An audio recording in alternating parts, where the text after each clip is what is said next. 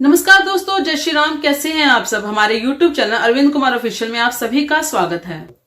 हाल ही में truck drivers की तरफ से एक प्रोटेस्ट किया जा रहा था। ये 2 दिन पहले की बात है, लेकिन तीसरे दिन उन्हीं ट्रक ड्राइवर्स की जो यूनियन है, उनके जो मेन नेता होंगे, उन्होंने सरकार से बातचीत की और सरकार ने उन्हें आश्वस्त किया किसी बात को लेकर, और उसके बाद ये प्रोटेस्ट को रद्द कर दिया गया। परंतु ये जो प्रोटेस्ट था वो किस बारे में था और ऐसी क्या चीज थी जो सरकार से बात करने के बाद ये प्रोटेस्ट निरस्त कर दिया गया, इसे बंद कर दिया गया। आइए जानते हैं। संसद भवन के अंदर विंटर सेशन के अंदर एक कानून बनाया गया जिसका नाम था हिट एंड रन। ये जो कानून था ये उन्हीं सभी चालकों के ऊपर था जो कहीं ना कहीं हादसे करते हैं और उसके बाद भाग जाते हैं। मान लीजिए कोई भी एक चालक है, मान लो आपके पास एक गाड़ी है, चाहे वो 2 पहिया है या 3 पहिया है या फिर 4 व्हीलर है, किसी भी तरह की अगर कोई वाहन है आपके पास, अगर आपके साथ आप किसी तरीके से किसी सामने वाले इंसान का एक्सीडेंट कर देते हैं, उन्हें टक्कर मार देते हैं और उसके बाद उनकी मदद किए बिना भाग जाते हैं, तो उसके ऊपर कुछ कानून बनाए गए थे। ऐसा नहीं है कि ये कानून पहले से नहीं थे, लेकिन अब उनको थोड़ा सख्ती से बनाया गया, थोड़ा जुर्माना बढ़ाया गया, थोड़ी उसकी जो सजा है वो बढ़ाई गई, जिस बात को लेकर ट्रक ड्राइवर्स को भड़काया गया और उनके द्वारा एक प्रोटेस्ट तैयार किया गया। ट्रक ड्राइवर्स को बताया गया कि आपको ये जो कानून मानना है, इसके अंदर 7 लाख का जुर्माना है और 10 साल की सजा है। पहले तो ये बात कि अगर कोई किसी को टक्कर जानबूझकर मारता है तो वैसे भी उसके ऊपर कोई ना कोई कार्रवाई होगी ही होगी अगर वो साबित हो जाता है, लेकिन अगर कोई जानबूझकर करता ही नहीं है तो उसके ऊपर इस तरह का जुर्माना या इस तरह की सजा कैसे लागू हो सकती है। और ये जो कानून है ये सिर्फ ट्रक ड्राइवर्स के ऊपर लागू नहीं होता, लेकिन जानबूझकर ट्रक ड्राइवर्स को ये चीज बताई गई कि ताकि वो प्रोटेस्ट करने को निकल जाए।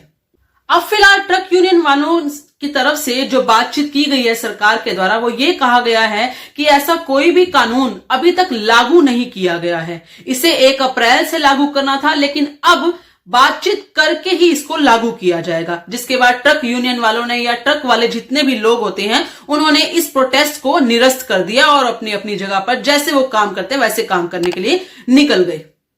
हिट एंड रन का कानून कहीं से भी गलत नहीं है, क्योंकि आम जो लाइफ होती है उसमें हम ऐसे कई हादसे देखते हैं, हमारे आसपास के, हमारे पड़ोस के या फिर हमारे परिवार में भी ऐसे कई सारे हादसे होते हैं जिसमें लोग कहीं ना कहीं दूसरे का एक्सीडेंट करते हैं और उसके बाद वहां से भाग जाते हैं, उनकी हेल्प नहीं करते। यदि उनको हेल्प मिल जाती तो हो सकता है सामने वाले की जान बच सकती थी, लेकिन उसके बाद क्योंकि हेल्प नहीं मिलती मौके पर, और उसके बाद वो जो हादसा होता है वो इतना भयंकर हो जाता है कि सामने वाले की मृत्यु हो जाती है। बस इन्हीं कारणों को लेकर ऐसे कानून बनाए गए हैं। आप सबको याद होगा कि 2021 के अंदर झारखंड के एक जज को भी इसी तरीके से टक्कर लगी थी और उसके बाद उनकी मृत्यु हो गई थी। 2014 के अंदर भी एक हादसा हुआ था, जो हमारे केंद्रीय ग्रामीण विकास मंत्री गोपीनाथ मुंडे जी थे, उनको एक गाड़ी ने टक्कर मारी थी और उसके बाद हॉस्पिटल ले जाते हुए उनकी मृत्यु हो गई थी। लेकिन ये जो दोनों हादसे थे ना, ये जानबूझकर किए गए थे। लेकिन कुछ हादसे ऐसे भी होते हैं जो जानबूझकर नहीं होते हैं, लेकिन ट्रक ड्राइवर्स को जो बताया गया वो इसी तरीके से बताया गया कि इस तरह के कानून निरस्त हो जाए, उनको कहीं ना कहीं पारित ना किया जाए, वो आगे चले ही ना, और ये सरकार जो है वो कहीं ना कहीं गिरने के कगार पर आ जाए।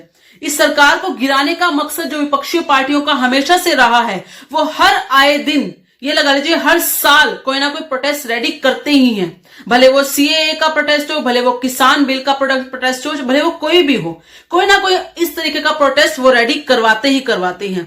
और इसके पीछे बहुत मात्रा में फंडिंग होती है, विदेशों से भी होती है, और हमारे भारत में भी लोग ऐसे बैठे हैं जो ऐसे प्रोटेस्ट के ऊपर फंडिंग करते हैं। लेकिन इस तरह के प्रोटेस्ट को रेडी करने के पीछे मकसद क्या होता है उन लोगों का, जो ऐसा काम करने के पीछे फंडिंग करते हैं, उनका मकसद क्या होता है और इससे उनको क्या फायदा होगा। दरअसल क्या है कि पूरे देश के अंदर राम नाम की धुन चल रही है। सभी जानते हैं कि राम मंदिर एक ऐसा मुद्दा है जो सभी जातियों को, जो हिंदू बटे हुए हैं जातिवाद के अंदर, वो सभी जातियों को एक करने में सक्षम है। राम वो है जो सभी को एक साथ ले आते हैं। राम वो है जो किसी भी तरह का जातिवाद पैदा नहीं होने देते हैं।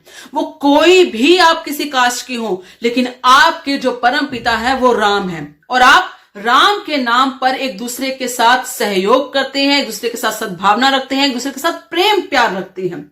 और इसी बात से कुछ विरोधी लोगों को बहुत चिढ़ हो रही है, बहुत चिढ़ रहे हैं, वो बहुत परेशानी हो रही है।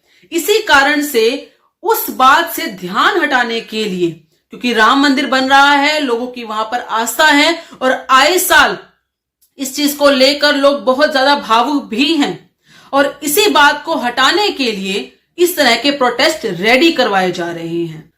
जब इस तरह के प्रोटेस्ट होते हैं जिसमें खास तौर पे आंदोलन जीवी टूलकिट गैंग एक कहीं ना कहीं एक्टिवेट हो जाती है, वो खास तौर पे ऐसे प्रोटेस्ट के अंदर घुस जाते हैं, और घुसने के बाद वो कहीं ना कहीं किसी एक रास्ते को ब्लॉक करते हैं। आपको याद होगा किसान आंदोलन, तथाकथित किसान आंदोलन था, लेकिन था वो खालिस्तानी आंदोलन था। लेकिन उसमें एक ही सड़क को जब वहां पर जाम किया गया था, और पूरा साल, लगभग साल से भी ज्यादा था वो जो जाम किया गया था, कितना ज्यादा नुकसान हुआ था उस एक सड़क को जाम करने पर।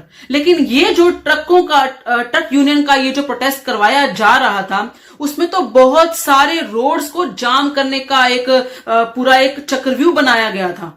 अगर इस तरीके से ये प्रोटेस्ट अगर आगे हावी हो जाता, आगे बढ़ता, इसमें टूलकिट गैंग शामिल हो जाता, उसके बाद सोचिए हमारे देश की अर्थव्यवस्था को कितना बड़ा नुकसान किया जा सकता था, कितनी ज्यादा महंगाई बढ़ती हमारे देश के अंदर। और इस तरह की जो महंगाई बढ़ती तो ऑब्वियस है आम लोगों को परेशानी होती। जब आम लोगों को परेशानी होती है तो वो सरकार से ही जवाब मांगते हैं। महंगाई पर बात बढ़ती है, महंगाई पर जब बात बढ़ती है तो लोग सोचते हैं कि सरकार हमारे सारे चीजों को पूरा नहीं कर पा रही है, क्यों ना इस सरकार को गिराया जाए, क्यों ना इस सरकार को वोट ना दिया जाए।